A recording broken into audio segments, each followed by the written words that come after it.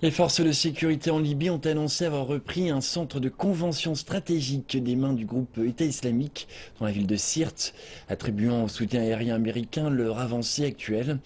Mais certains experts militaires américains à Washington estiment que la communauté internationale ne devrait pas se montrer trop optimiste vis-à-vis des progrès récents en Libye. Les forces libyennes, qui ont reçu une formation de l'armée américaine, ont demandé un soutien aérien pour les aider dans leur effort pour chasser le groupe État islamique de Sirte. Cette décision semble leur avoir réussi, les forces libyennes annonçant avoir repris un grand centre de convention de cette ville côtière. Le président américain Barack Obama a proposé de son côté un engagement flexible.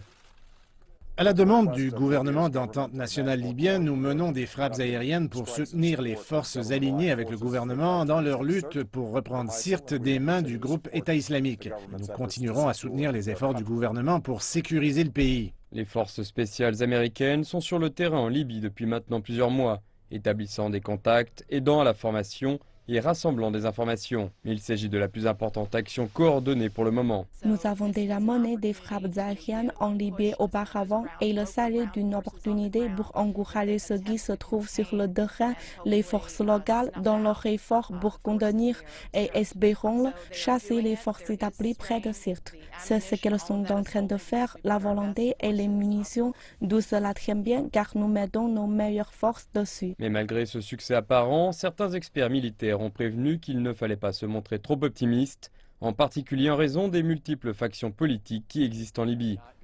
Je ne vais pas affirmer que puisque nous avons déployé un peu plus de ressources, que nous avons connu un progrès tactique temporaire. Nous allons arriver à cerner le problème. Car j'ai observé d'autres cas au Moyen-Orient où nous avions apparemment réalisé des objectifs à court terme et où tout s'est écroulé ensuite.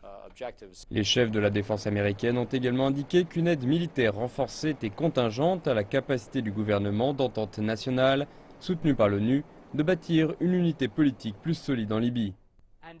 Dans une déclaration commune communiquée mercredi, les États-Unis et plusieurs pays européens ont exprimé leur inquiétude concernant des rapports faisant état d'une hausse des tensions près des installations pétrolières de Zoueitina, exhortant toutes les parties à s'abstenir de déclencher des hostilités, ce qui, selon eux, est dans l'intérêt de tous les Libyens.